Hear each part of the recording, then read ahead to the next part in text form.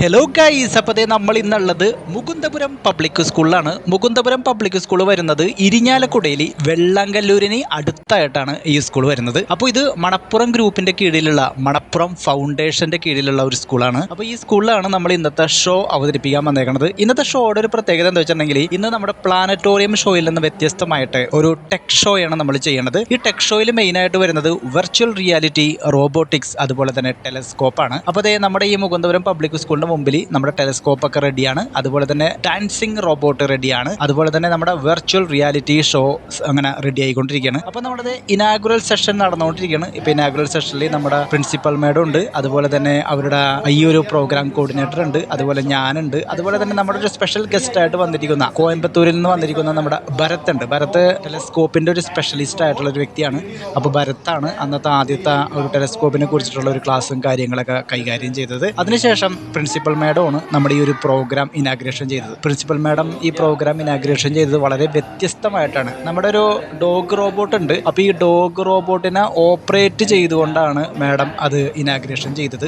നോക്കിയേ മേഡം ആ ഒരു ഡോഗ് റോബോട്ടിനെ കുട്ടികളുടെ അടുത്തേക്ക് ആനയിക്കുന്ന ഒരു രംഗമാണ് ഇപ്പോൾ കാണുന്നത്. അതൊരു റിമോട്ട് ഉപയോഗിച്ചിട്ടാണ് ഈ ഡോഗ് റോബോട്ടിനെ കൺട്രോൾ ചെയ്യുന്നത്. കുട്ടികളെല്ലാം വളരെയധികം ജിജ്ഞാസഭരിതരായിരുന്നു. അവർ വളരെയധികം ക്യൂരിയസ് ആയിരുന്നു ഈ ഒരു റോബോട്ടിനോട് ഇണങ്ങിച്ചേരാനായിട്ട്. ഈ ടെക് ഷോയുടെ ഏറ്റവും വലിയ പ്രത്യേകത എന്താ വെച്ചിട്ടുണ്ടെങ്കിൽ, ഈ ഒരു ഡോഗ് റോബോട്ടായിരുന്നു. നമ്മുടെ എൻ്റയർ ഷോ രാവിലെ 8:30 നമ്മുടെ ഷോ തുടങ്ങി വൈകുന്നേരം 3:30 വരെ നമ്മുടെ ഷോ ഉണ്ടായിരുന്നു. ഈ 3:30 വരെയുള്ള ആ ഒരു ടൈമിൽ മൊത്തം ഈ ഡോഗ് റോബോട്ട് വളരെ ആക്റ്റീവായിരുന്നു. വളരെ ആക്റ്റീവ് എന്ന് വെച്ചിട്ടുണ്ടെങ്കിൽ ഞാൻ വിചാരിച്ചത് ഈ ഡോഗ് റോബോട്ട് ഇടയ്ക്കൊക്കെ ഒന്ന് സ്റ്റോപ്പ് ചെയ്ത് നിർത്തണം, കാരണം എന്താ വെച്ചിട്ടുണ്ടെങ്കിൽ ഇതിൻ്റെ ബാറ്ററി വീക്ക് ആയാലെന്നൊക്കെ വിചാരിച്ചു. പക്ഷേ ഒരു രക്ഷയില്ല. രാവിലെ 8:30 തുടങ്ങിയിട്ട് വൈകുന്നേരം 3:30 വരെ ഈ ഡോഗ് റോബോട്ട് നമ്മുടെ കുട്ടികളെ എൻ്റർടൈൻ ചെയ്ത് ഒരു ലെവലിലേക്ക് കൊണ്ടുപോയി എന്നുള്ളതാണ് സത്യം. അപ്പോൾ ഈ ഒരു ടെക് ഷോയുടെ ഏറ്റവും വലിയ ഹൈലൈറ്റ് ഈ ഒരു ഡോഗ് റോബോട്ടായിരുന്നു. ഈ ഡോഗ് റോബോട്ട് കുട്ടികളോടൊപ്പം കളിക്കുന്നു, ജമ്പ് ചെയ്യുന്നു, റൺ ചെയ്യുന്നു, തലകുത്തി മറിയുന്നു, അങ്ങനെ പല പല പരിപാടികളാണ് ഈ ഡോഗ് റോബോട്ട് ചെയ്തുകൊണ്ടിരുന്നത്. അതോടൊപ്പം നമ്മുടെ ഡാൻസിങ് റോബോട്ട്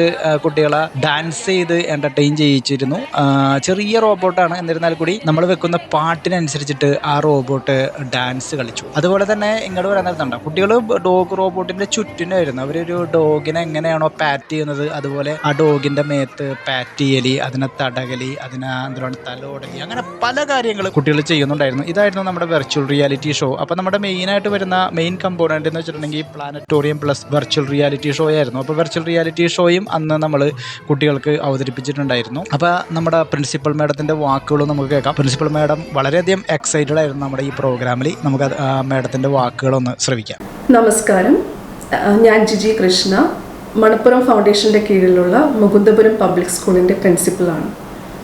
മൂൺ ഡേയുടെ ഭാഗമായിട്ട് നമ്മുടെ സ്കൂളിൽ നിന്ന് മിസ്റ്ററി ഡോംസിൻ്റെ tech virtual reality show conduct ചെയ്യുകയുണ്ടായി.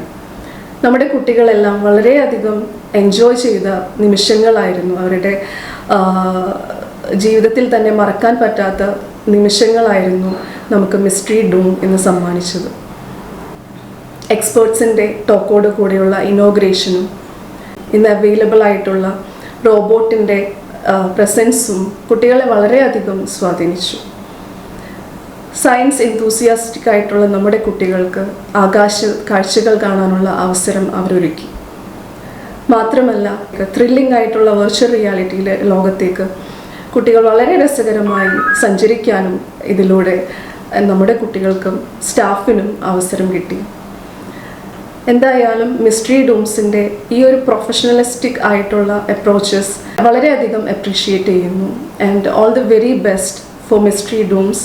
In future also we expect such kind of innovative അല്ലെങ്കിൽ ഡിഫറെൻ്റ് ആയിട്ടുള്ള ഇതുപോലെയുള്ള പ്രോഗ്രാംസ് കോർഡിനേറ്റ് ചെയ്യും എന്ന് എക്സ്പെക്ട് ചെയ്യുന്നു.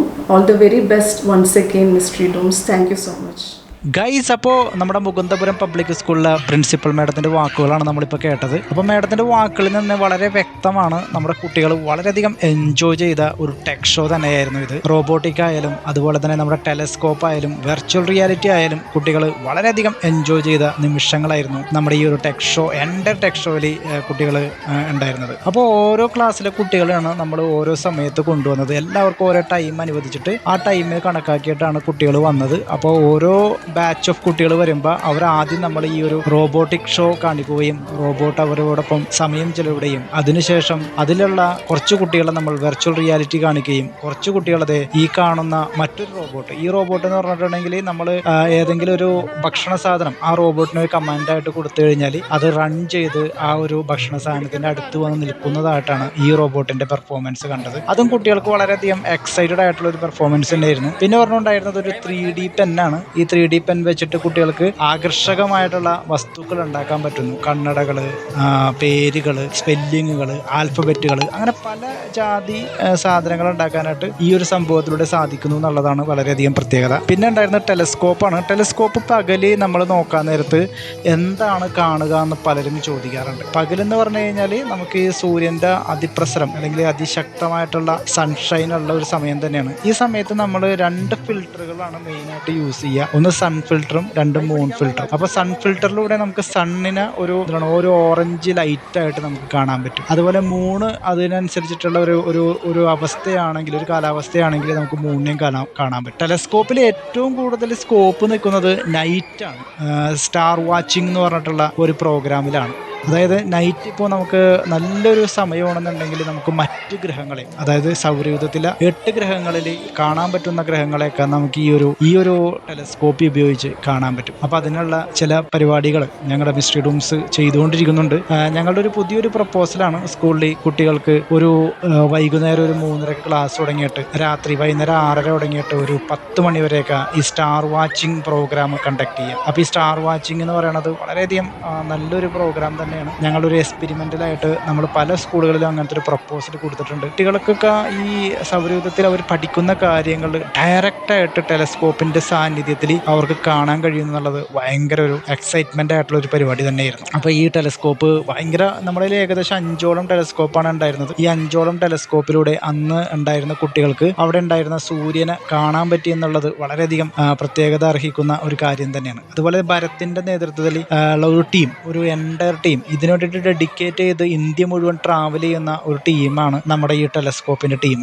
അപ്പോൾ അവരന്ന് വളരെയധികം ചൂടാണെങ്കിലും വെയിലാണെങ്കിലും അതിനിടയിൽ നിന്നിട്ട് ആ കുട്ടികൾ അത് കാണിക്കാൻ വേണ്ടിയിട്ടുള്ള ശ്രമങ്ങൾ നടത്തി എന്നുള്ളത് ശരിക്കും എടുത്തു പറയേണ്ട കാര്യമാണ്. ഇതിപ്പോൾ നമ്മൾ കണ്ടുകൊണ്ടിരിക്കുന്നതാണ് 3D പെൻ. ഈ 3D പെൻ ഉപയോഗിച്ച് ഉണ്ടാക്കിയിരിക്കുന്ന ഒരു കണ്ണടയാണ് ഇപ്പോൾ ആ സൈഡിൽ കാണുന്നത്. അതുപോലെ തന്നെ നമുക്ക് ആൽഫബറ്റ് ഉണ്ടാക്കാം. ഇപ്പോൾ നമ്മുടെ കുട്ടികളുടെ പേര്, അതിൻ്റെ സ്പെല്ലിങ്, ആൽഫബറ്റുകൾ, അതൊക്കെ ഈ ഒരു 3D പെൻ ഉപയോഗിച്ച് ഉണ്ടാക്കാൻ പറ്റും. ചെറിയ വിലക്ക് നമുക്ക് 3D പെൻ ഇപ്പോൾ മേടിക്കാൻ പറ്റും. ഒരു 1200 1400 തുടങ്ങിയിട്ട് മേൽപോട്ട് നല്ല വലിയ വിലയുള്ള 3D പെന്ന് വരെ ഇന്ന് നമ്മുടെ മാർക്കറ്റിൽ അവൈലബിൾ ആണ്. അപ്പോൾ കുട്ടികൾക്ക് അതൊക്കെ മേടിച്ചു കൊടുത്താൽ കുട്ടികൾക്ക് വളരെ ക്രിയേറ്റീവായിട്ട് ടെക്നിക്കലായിട്ടൊക്കെ അവർക്ക് വളരാനായിട്ടുള്ള സാധ്യതയുണ്ട്. ഇന്ന് നമ്മൾ ഈ ടെക് ഷോ സംഘടിപ്പിക്കാനുള്ള ഒരു മെയിൻ കാരണം എന്താ വെച്ചിട്ടുണ്ടെങ്കിൽ ഇന്നൊരു AI യുഗമാണ്. ആർട്ടിഫിഷ്യൽ ഇൻ്റലിജൻസിൻ്റെ യുഗത്തിലൂടെയാണ് നമ്മൾ കടന്നു പോയിക്കൊണ്ടിരിക്കുന്നത്. അധികം വൈകാതെ തന്നെ ഇത്തരത്തിലുള്ള ഹ്യൂമനൈഡ് റോബോട്ടുകൾ നമ്മുടെ സമൂഹത്തിലേക്ക് കടന്നു വരാം. നമുക്ക് ഇന്ന് ഉണ്ടാവുന്ന ടീച്ചിങ്, അതുപോലെ തന്നെ പല മേഖലകളിലും ഇത്തരത്തിലുള്ള ഹ്യൂമനൈഡ് റോബോട്ടുകളായിരിക്കാം ഇനി കൈകടത്താൻ പോകുന്നത്. വലിയ വലിയ വൻകിട ബഹുരാഷ്ട്ര കമ്പനികൾ ഇത്തരത്തിലുള്ള ഹ്യൂമനൈഡ് റോബോട്ടുകൾ ഉണ്ടാക്കി വിൽപ്പനയ്ക്ക് തയ്യാറാക്കിക്കൊണ്ടിരിക്കുകയാണ്. ഇനിയിപ്പോൾ അധികം താമസിയാതെ തന്നെ കുട്ടികളുടെ ഇടയിലേക്കും സമൂഹത്തിൻ്റെ ഇടയിലേക്കൊക്കെ ഇത്തരത്തിലുള്ള ഹ്യൂമനൈഡ് റോബോട്ടുകൾ എത്തും. അപ്പോൾ നമ്മുടെ കുട്ടികൾ ഒരിക്കലും ഇത്തരത്തിലുള്ള